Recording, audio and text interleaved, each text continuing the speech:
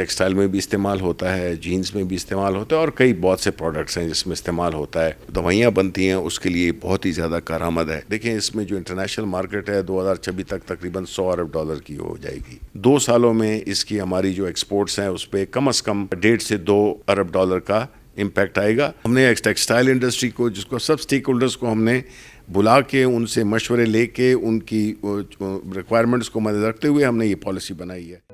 سر پہلی science and technology نے national بھنگ policy تیار کی. اس حوالے سے کافی چہمگوئیاں بھی ہیں اور مختلف جو چیزیں چل رہی ہیں, پولیٹیشین ہو یا کوئی اور, عوام میں اتنی اویئرنیس نہیں ہے. تو پہلے بتائیں یہ بھنگ پالیسی ہے کیا اور اس کا استعمال کہاں پہ ہوگا؟ دیکھیں پہلی بات تو یہ ہے کہ گو کہ اس کو بھنگ کا لفظ دیا گیا ہے, لیکن اس کی کئی ڈفرینٹ ورائٹیز ہوتی ہیں. تو جو بھنگ پالیسی یا جو اس کو ہم hemp policy, internationally hemp policy کے نام سے جانی جاتی ہے. ہیمپ ایک ایسا پروڈکٹ ہے جس کے 2 بنیادی ہیں تو بڑے استعمال, لیکن 2 بنیادی استعمال ہیں جو کہ اس پالیسی کا محور ہے. وہ یہ ہے کہ ایک ہے میڈیسینل یعنی دوائیوں کے لیے, فارما سیکٹر وہ اس کو استعمال کر سکتا ہے, اس کی جو پلانٹس ہیں, اور دوسرا ہے انڈسٹریل.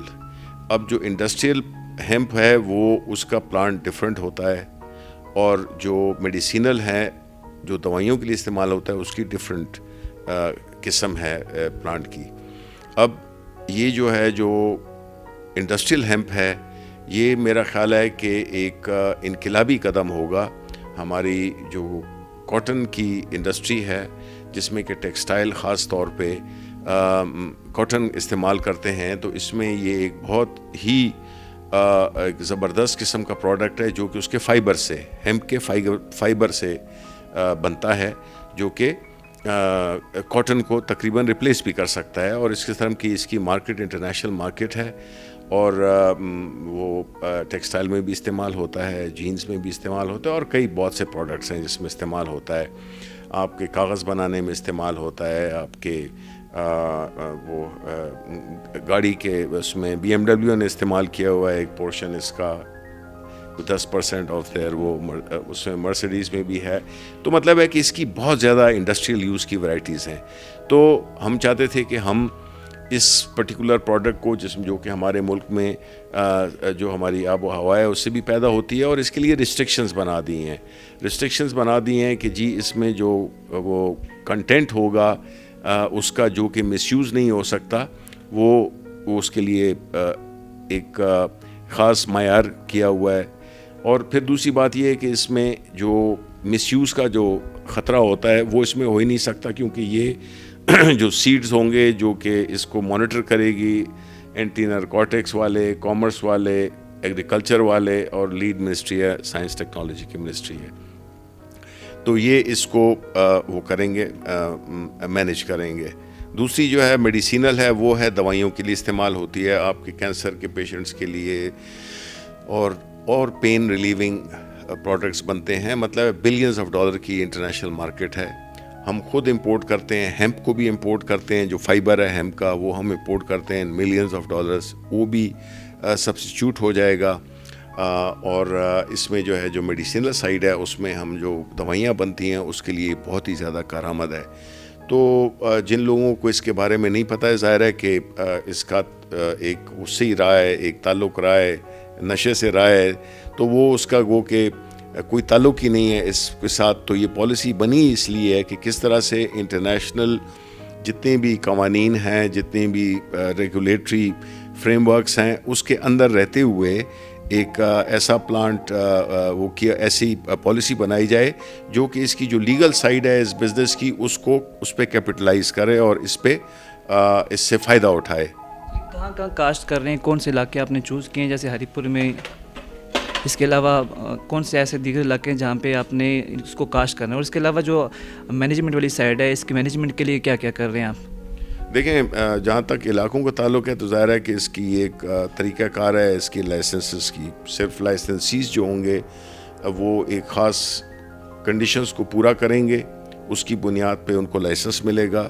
اور اس کے جو ریکوائرمنٹس ہیں, جس میں کہ ایک لینڈ بھی ایک ریکوائرمنٹ ہے جو کہ 5 ایکڑ سے لے کر 25 ایکڑ تک کا لینڈ ریکوائرمنٹ ہے.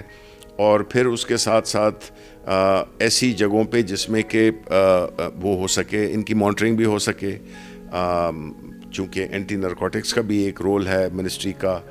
اور اسی طرح ہم نے اس کو یہ بھی کیا ہے، کوشش کی ہے کہ پورے ملک کے ایک صوبائی لیول پہ بھی اس کی تقسیم ہو. انیشلی ہم صرف 100 لائسنسز دے رہے ہیں، اور اس کی جو جغرافیکل لوکیشنز ہیں وہ ظاہر ہے کہ کچھ علاقے ایسے ہیں جو کہ زیادہ سوٹ کرتے ہیں اس کراپ کے لیے، لیکن ہم اس کو، ہماری کوشش یہی ہے کہ ہر صوبے میں اس کی ایک کاشت کے لیے ان کو اپنا ایک حصہ دیا جائے. بیکاز یہ چونکہ یہ کراپ 3 مہینے کے بعد ہوتی ہے، اور اس میں ہماری جو کیلکولیشنز ہے وہ یہ ہیں کہ دیکھیں اس میں جو انٹرنیشنل مارکیٹ ہے 2026 تک تقریباً $100 ارب کی ہو جائے گی ان پروڈکٹس کی.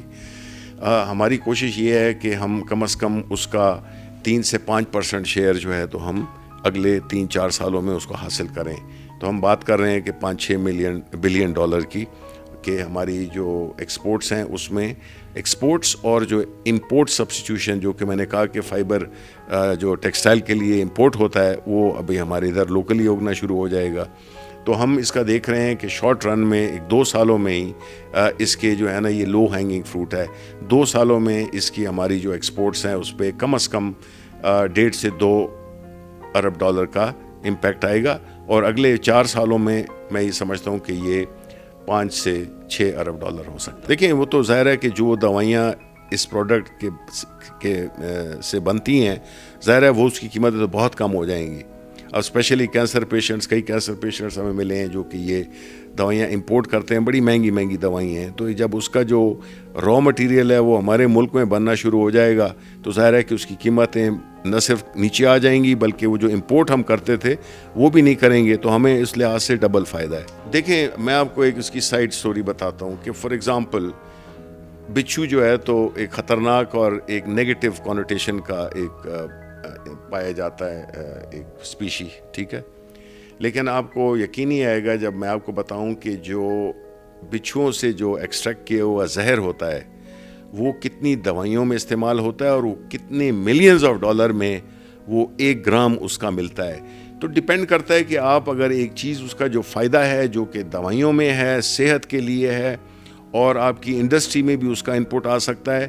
تو یہ تو آہستہ آہستہ میرا خیال ہے کہ اس میں ہمیں ایک ظاہر کیمپین تو ہوگا. ابھی یہ پالیسی جو ہے تو کیبنٹ کو بھیجی گئی ہے، جب وہ اپروو کر لے گی تو ظاہر ہے اس کا ہم نے ایک پورا پلان بنایا ہوا ہے کہ کس طرح آگہی اور کچھ وقت کے ساتھ ساتھ خود بھی لوگوں کو، جب یہ ایک کنٹرولڈ انوائرمنٹ میں یہ اس کی کاشت ہوگی، اس سے پروڈکٹس بنیں گے، تو ہم نے ایک ٹیکسٹائل انڈسٹری کو، جس کو سب سٹیک ہولڈرز کو ہم نے بلا کے ان سے مشورے لے کے ان کی ریکوائرمنٹس کو مد رکھتے ہوئے ہم نے یہ پالیسی بنائی ہے.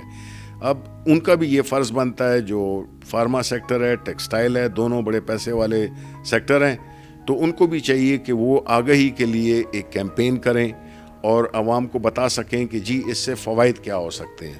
دیکھیں یہ تو ہر ایک بندہ اپنے ظرف کے مطابق بات کرتا ہے، تو میں اب اس لیول پہ تو جا نہیں سکتا. ہر ایک بندے کا اپنا ایک ظرف ہوتا ہے. انہوں نے اپنے ظرف کا مظاہرہ کیا ہے، انہوں نے خود کیا ہے، میں نے تو ان کو نہیں کہا، تو میں اس پہ کامنٹ ہی نہیں کروں گا. دیکھیں اصل بات کیا ہے، اصل بات یہ ہے کہ جو اپوزیشن ہے تو اس نے تو ظاہر ہے کہ ہر چیز میں کیڑے نکالنے ہیں، چاہے وہ EVM ہو تو اس پہ بھی ان کو چونکہ وہ سوٹ نہیں کرتا. اب جب وہ دیکھتے ہیں کہ کام ہو رہے ہیں تو ان کو تکلیف تو ہے. تو انہوں نے اس طرح کی، یعنی ایک بندہ جو اپنے آپ کو پڑھا لکھا سمجھتا ہے، کم از کم وہ اپنے آپ کو پڑھا لکھا سمجھتا ہے، وہ اس قسم کی باتیں کریں تو ظاہر ہے کہ پھر توقع کیا ہے، ان سے توقع نہیں ہے. ہم نے فوکس رہنا ہے اپنے کام پہ، ہم نے اپنی ملک کی بہتری دیکھنی ہے، ہم نے اپنے ٹیکسٹائل سیکٹر کو سپورٹ کرنا ہے، اپنے فارما سیکٹر کو، ہم نے امپورٹ سبسٹیوشن. ہماری منسٹری کا جو بنیادی اس وقت جو فوکس ہے وہ یہ ہے کہ ہم کہتے ہیں کہ کس طرح سے ہم اپنے ملک کی عوام کے لیے سوشو اکنامک ڈیولپمنٹ میں ministry of science and technology کا کیا کردار ہو سکتا ہے، وہ ہم نے ڈیفائن کر دیا ہے.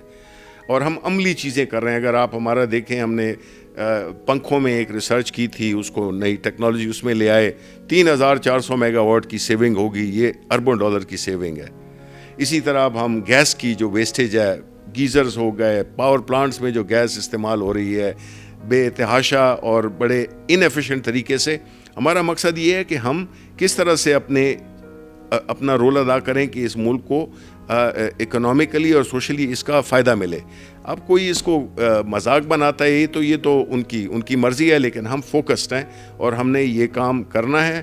اور انشاءاللہ اس سال کے اینڈ میں ہماری منسٹری پورا شو کیس کرے گی. ہم ایک بہت بڑا میسو لیول کا ایک سائنس فیئر بھی کر رہے ہیں جنوری کے مہینے میں. ہم شو کیس کریں گے کہ کیا پچھلے 6 مہینوں میں اس منسٹری نے کیا کیا اقدامات کیے ہیں اور اس کا ڈائریکٹ امپیکٹ کیا ہے, کوانٹیٹیولی کوالٹیٹیولی. دیکھیں بات یہ ہے کہ یہ تو جو پائلٹ پروجیکٹس جو کہ پچھلے 5 سال سے ہونے چاہیے تھے وہ نہیں ہوئے بدقسمتی سے, تو یہ تو ابھی تک ہمیں پتہ چل جاتا. یہ ایک بڑا اچھا موقع ہوگا لوکل باڈیز میں جو ناظم کے ڈائریکٹ الیکشنز ہیں اس میں استعمال ہو, تو میرا خیال ہے کہ اس سے پتہ چل جائے گا. نتائج جو ہے تو خود اپنے لیے خود بولیں گے. تو اس لیے اس پہ کامنٹ کرنا کہ کیا ہوگا, اچھا ہوا تو برا ہوا کیا, وہ تو جب نتائج آئیں گے پتہ چل جائے گا. بلکہ میں تو سمجھتا ہوں کہ یہ بہت ضروری ہے کہ اس کو ہم بڑے الیکشن آنے سے پہلے ہمارے لیے ایک ٹیسٹنگ ایکسرسائز بھی ہو جائے گی اور انشاءاللہ یہ کامیاب ہوگا. دیکھیں جی یہ بڑا ایک افسردہ دن ہے. اس دن جو بھی ہوا تھا وہ اس نے ابھی تک ہمارے ذہنوں سے اس کے نقش نہیں بھولے, اور خاص طور پہ وہ والدین جو کہ جنہوں نے کہ اپنے بچوں کو, پھول جیسے بچوں کو کھویا اور جس بے دردی سے ان کو شہید کیا گیا. تو ظاہر ہے کہ یہ ایک ایسا موقع ہے جس میں کہ آپ یہی دیکھتے ہیں کہ کیا کرنا چاہیے, کیا ہونا چاہیے جس سے کہ اس قسم کے واقعات دوبارہ نہ ہوں, اور ساتھ ہی ساتھ حکومت کیا کر سکتی ہے ان پیرنٹس کو, ان والدین کو کہ جو ان کی جو پیارے ہیں ان کو تو واپس نہیں لا سکتے, لیکن ان کے درد کو کم کیسے کیا جا سکتا ہے.